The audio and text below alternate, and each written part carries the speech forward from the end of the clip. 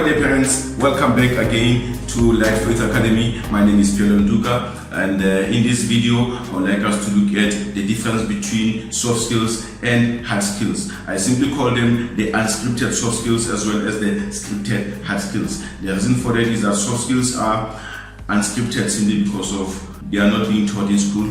These are things that you learn on your own, and there's no script for it. You just have to do them in order to learn. Whereas on the other side, the hard skills are scripted in such a way that you follow a certain curriculum or maybe a syllabus, and then somebody decided and planned these things that these are things that you're supposed to learn, and once you learn everything that you are supposed to learn, then you probably get a certificate or maybe you get some kind of recognition to say you've completed this type of skills. So quickly, without wasting time, let's look at the difference between the two. And then the first, maybe in terms of defining, soft skills are defined as abilities that are not unique to any job and are mostly self-learnable and unscripted. This is the same thing that I just explained. They are actually not unique to any job, but they are mostly self-learnable. These are things that you learn on your own. Okay, now on the other side, hard skills are defined as teachable abilities or skill sets that are easily measurable. This is the reason why you have to write an exam, maybe you have to write a test and assessment, because there have to be some kind of a measure, a measure to check. Maybe this is basically why people have to write exams like matric, to say this is how you passed matric. There has to be some kind of a measurement there. The lower is defined as you being like maybe there's something wrong either with your mind or with you, or I don't know, this type of things. When you fail has got some kind of it's like it defined our children to say you failed, you become a failure. So this measurement, sometimes you have to be careful on how we measure this thing and how we explain these things to our children, because these are very serious. Because the more you say things, negative things about them being unable to learn certain things, maybe simply because of they are not interested in, but we define them because of the results that they get on these exams, tests, and assessment. Assessment is good because at least you can be able to measure and then you know what to do. But if you do something positive from the results that you got, then that is better than if you are going to use these some bad words, the words that will demotivate our children or demoralize them. So we have to be careful about these hard skills. The things that are being measured, basically, their results. Like right now, for instance, I just received, today is the 12th of December. I just got the results of both my daughters. They are looking good. I'm happy with them. There's one or two subjects where they got sort of a lower percentage, but I have to find a way of how do I uplift them, how do I motivate them on those one or two subjects instead of talking bad about them. And this, because this thing they sort of create some kind of an image to them. They see themselves as failures, they see themselves as not having a certain ability, so it's actually making an impact to their future.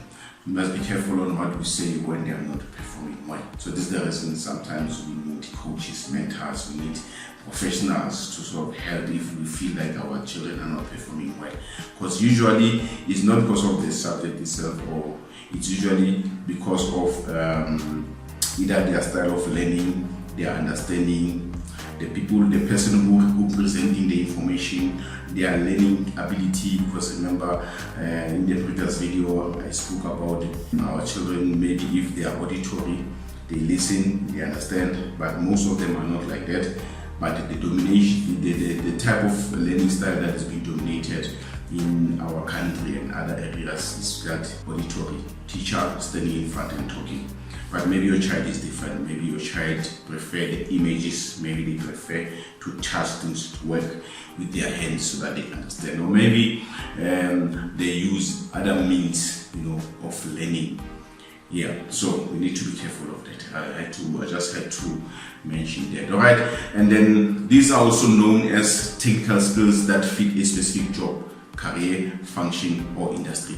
Hard skills, most of the time, they are linked to technical skills that fit into a specific job.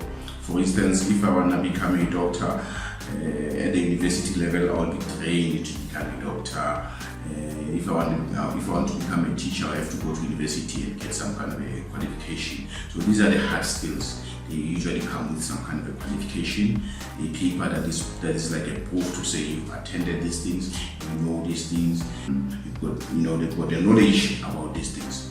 Whereas on the other side, soft skills are a bit different. Then a study by LinkedIn suggests that 50% of employers value soft skills more than the hard skills. Okay, this is now a study by LinkedIn. Say 57% of employers, they prefer soft skills more than hard skills. But I still believe that if you've got two soft skills and hard skills, you stand a better chance of being employable, or also of you running your own business or your own thing, because you need both. Alright, and then yes, our children, they need both. They are mostly being acquired in a classroom. These are the hard skills now, or through an online course, or through books, or other material, or on the job, or company center for learning. Some of the companies have got their own training center where they take their their employees to go and learn this type of things. So, and then eventually they accredit them. Maybe they give them some kind of certificate, whether it's a competency certificate or attendance certificate. Alright, so these are the hard skills. Hope they make sense, they are clear. Then let's look at some soft skills. And then again, this question here, why should you build unscripted soft skills mixed with scripted hard skills? The reason why you're supposed to mix the two, like I was saying. Unscripted soft skills will help you. These are now the soft skills, will help you to become a better negotiator or influencer, because remember now, soft skills comes with things like communication. You become a good communicator, and if you become a good communicator, you are able to explain things well, you are able to describe things well. Even if, let's say, there are no images, but you've got a combination of good words, your vocabulary is good enough to explain stuff. That is very, very important. These are something that we need to teach our children. Such things like learning how to say no politely, because sometimes if you keep on saying yes to everything, you overload yourself. But communication and these soft skills, they sort of teach you the stuff on how to eliminate you being overloaded by things that you don't want to do, because you are simply unable to say no to people. But again, you don't want to be rude by saying no in a harsh way. So yeah, look at that. These are soft skills now. You're doing soft skills.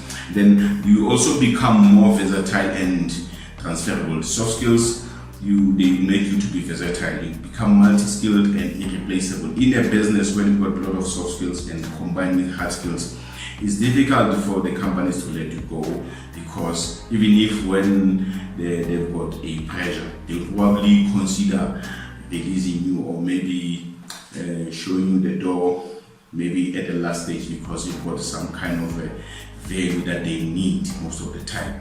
Alright, you are versatile and you've got multi-skilled. And then also it sort of increases job security and function flexibility if you want to start your own thing. If you want to start your own business and you've got soft skills combined with hard skills, you are able to start. Let's say, for instance, you are a good communicator, you are a good negotiator, you learned a lot about maybe entrepreneurship, business, some of the things that maybe you probably learn at the work environment, maybe while you are working.